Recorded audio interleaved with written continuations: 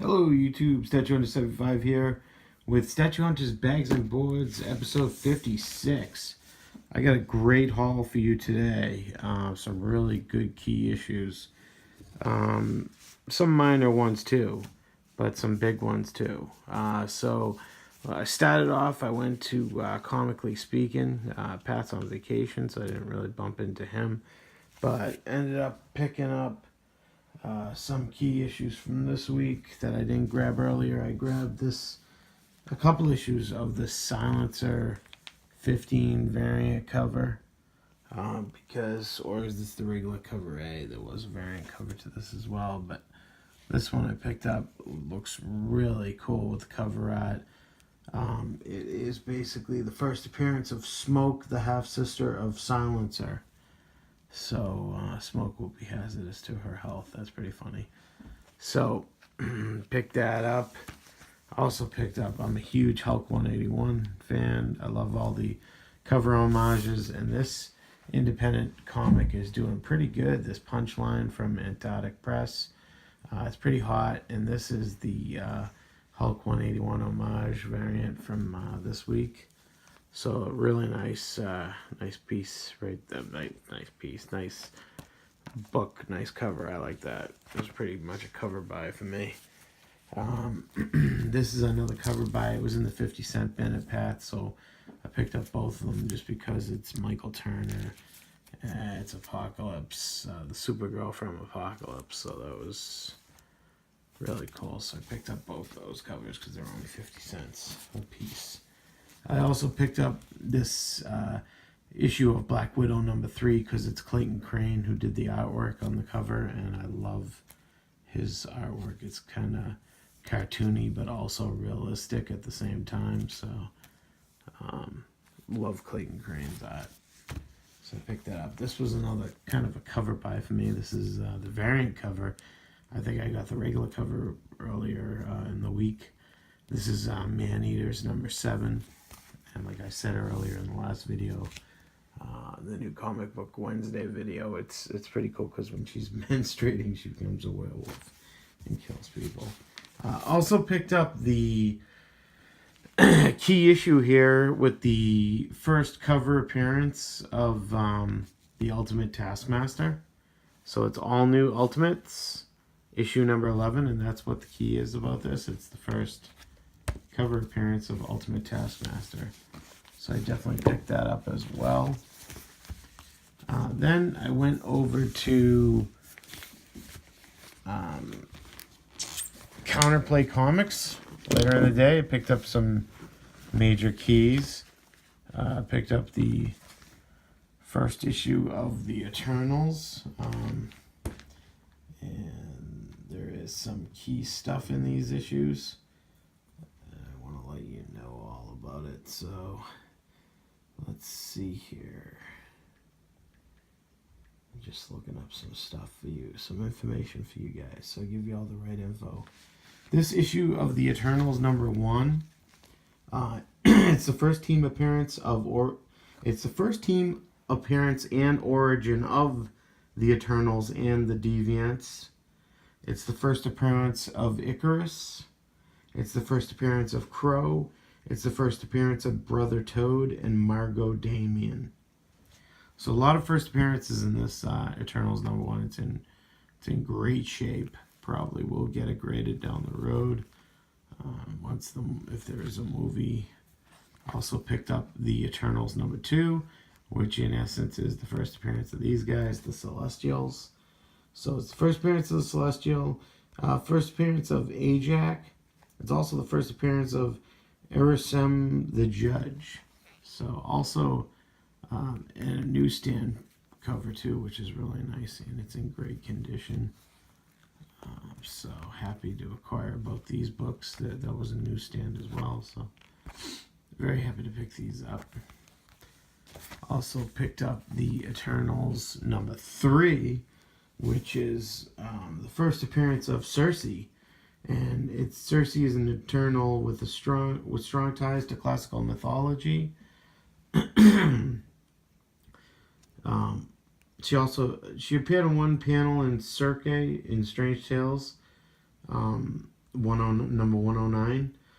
There's a lot of speculation on this book because Angelina Jolie is in talks to play a role in the Eternals, and Cersei is speculated to be a good possibility of which character she'd be playing.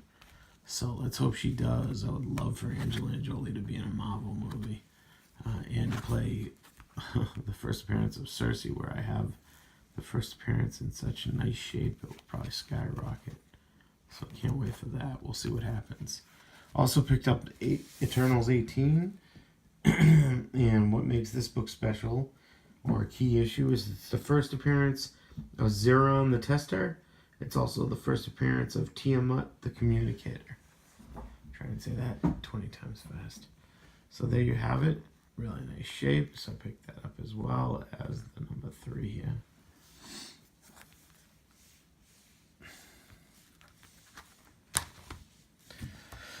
All right. Let's get on to Spider-Man.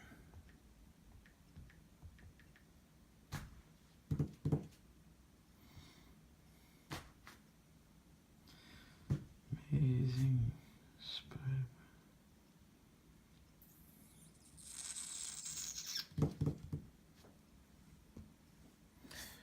Here we go. Here we go. Here we go. Here we go. So going to issue number 244, just to give you all the accurate info on these books. I'll leave you hanging in the dark with the wrong info, because I wouldn't feel good about this video if I did.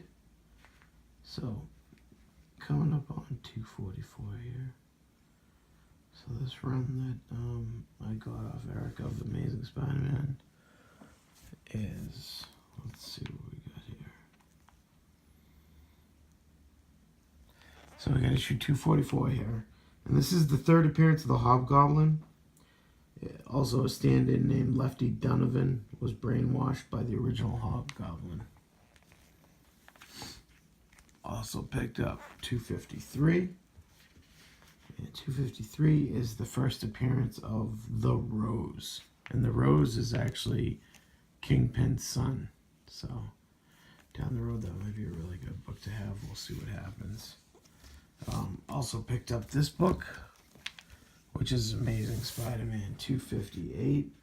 And the key to this issue right here is Reed Richards discovers that Spider-Man's black costume is an alien symbiote. Also in this book, it's the debut of the bombastic bag man costume. The bombastic bag man costume, which is a temporary disguise of an oversized Fantastic Four costume with a brown paper bag for a mask. That's what Spider-Man wore in this funny issue. Also managed to pick up 259, Amazing Spider-Man 259. Spider-Man in this issue basically returns back to his classic costume from the black symbiote costume. So that was a cool one. Picked up this also, Amazing Spider-Man 263. It's in great shape. All these books are in great shape. This is the first appearance of Normie Osborn. He's the grandson of Norman Osborn, the first Green Goblin. He's also the son of Harry Osborn, the second Green Goblin. Peter Parker's godson and Molten Man's nephew. So it's a lot of connections to that. Very happy to have gotten this as well. This is Amazing Spider-Man number 265, and it is the first appearance of the Silver Sable. It's also a newsstand edition. So really nice. I don't see any damage on this. So it looks pretty good. So that's a nice first Silver Sable.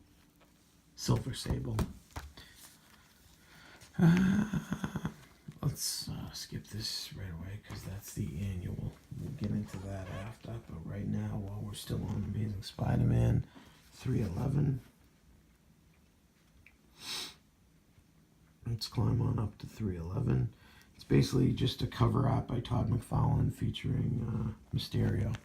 So, and 312 here, there's no real key to this. It's just a nice Todd McFarlane cover art with the Green Goblin and versus the Hobgoblin and Spider-Man. So that's pretty cool. Also picked up the Amazing Spider-Man 313, which is another really cool Todd McFarlane cover art from Todd McFarlane featuring the Lizard. So there you have it. Another really cool one is Amazing Spider-Man 315. The first partial cover appearance of Venom right there. And also it's a cover art by Todd McFarlane, the Todd Father. Also picked up Amazing Spider-Man 317. And 317 is the early Venom appearance. Also a nice cover art by Todd McFarlane. There you have it. So we also have Amazing Spider-Man 328, which is pretty much Todd McFarlane's last cover with the World of Amazing Spider-Man. So he did his fast cover recent. I mean, what am I talking about? I don't even know what I'm saying right now. I'm starting to fall asleep. This is Todd McFarlane's last cover art for Amazing Spider-Man. That's all. Moving on. Let's see. There's no key to this. It's just a really cool Venom cover versus Spidey, and I'm a sucker for Venom. And the same thing here. No key to this issue. Just a cool Venom cover. Amazing Spider-Man 344. Now, what the deal is with this is it's the first appearance of Cletus Cassidy, who later becomes Carnage. It's also the first appearance of Cardiac. So there's some big keys to that book. Amazing Spider-Man 345. This is basically when Cletus Cassidy, who later becomes Carnage, he becomes infected by the alien symbiote, which causes him to, of course, become Carnage. Amazing Spider-Man 346. Nothing key to this, just a really cool Venom cover. Same here, Amazing Spider-Man 347. There is nothing really key about this issue, just a really cool Venom cover. Then also we have here Amazing Spider-Man 375. Now there is, of course, a key to this issue. So 375 here, not only is it a really cool gold foil holographics cover, but it's also cover art by Mark Bagley featuring Spider-Man vs. Venom, of course. And then it's the first appearance of Anne Weying, who is unfortunately Eddie Brock's ex-wife, who becomes the She-Venom. So there you have it. Okay, that was everything. I made it through without falling asleep on you guys. Thanks for watching. Hey, give it a thumbs up, like, and if you haven't already subscribed, subscribe and join the channel.